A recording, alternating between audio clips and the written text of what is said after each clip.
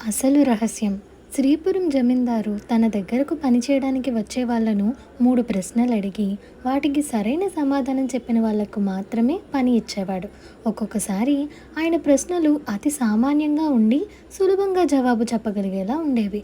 మరొకసారి ఎవ్వరికీ అంతుపట్టని విధంగా కఠినంగా ఉండేవి. చెంగయ్య అనే చెవిటివాడు ఒకసారి ఆయన దగ్గరకు పని కోసం వెళ్ళాడు. జమీందారు వాణ్ణి పరీక్షగా చూసి, ఒకసారి పోయినా సులభంగా సంపాదించుకోగలిగినది ఏది అని ప్రశ్నించాడు. డబ్బు అన్నాడు చెంగయ్య.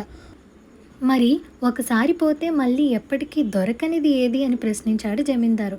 రాత్రి పగలు అన్నాడు చెంగయ్య తడుముకోకుండా. సాయం చేసిన వారికి సాయం పొందినవాడు ఎంతకాలం కృతజ్ఞుడిగా ఉండాలి అని ప్రశ్నించాడు జమీందారు. బ్రతికినన్నాళ్ళు అన్నాడు చెంగయ్య. జమీందారు ఈ జవాబులకు చాలా సంతోషించి చెంగయ్యకు పని ఇచ్చాడు. అయితే కొద్ది రోజుల్లోనే ఆయనకు వాడు చెవిటివాడని తెలిసి, ఒరే, ఆ రోజు నా ప్రశ్నలకు ఎలా సమాధానం చెప్పగలిగావు అని గట్టిగా అరిచాడు. అంత గట్టిగా అరిచి అడిగిన ప్రశ్న వినిపించడంతో చెంగయ్య, అయ్యా, తమరడిగిన 3 ప్రశ్నలు నా జవాబులు ఇంకా నాకు గుర్తున్నవి.